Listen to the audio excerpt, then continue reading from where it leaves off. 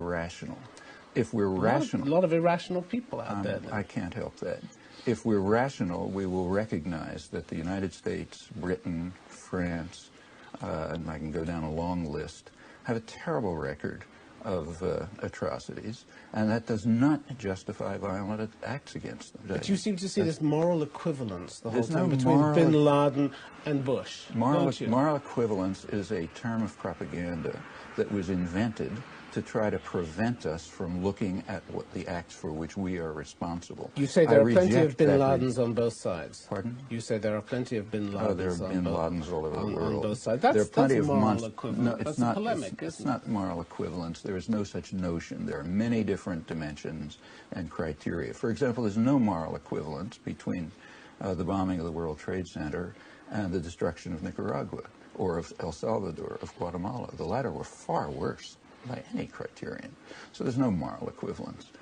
Furthermore, they were done for different reasons, and they were done in different ways. There's all sorts of dimensions. But why, when the U.S. is considering what to do about this, do you always go back to past? Not past, crimes. Present. Proceed. Well, present. You mentioned Nicaragua. I mentioned that because it's uncontroversial, since there's a World Court and Security Council resolution. But I can take cases, since it's uncontroversial, that's a good example. I mentioned these cases. Are you kicking the U.S. when it's down? No, I'm asking that we accept the definition of hypocrite given in the Gospels. I think that's correct.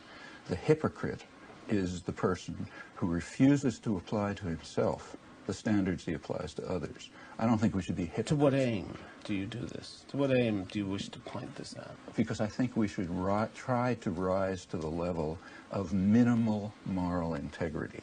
Once we can rise to the level of minimal moral integrity, then we can discuss these issues seriously. If we can't even rise to that level, there's any point just talking. Minimal moral integrity requires that if we think something is wrong when they do it, it's wrong when we do it.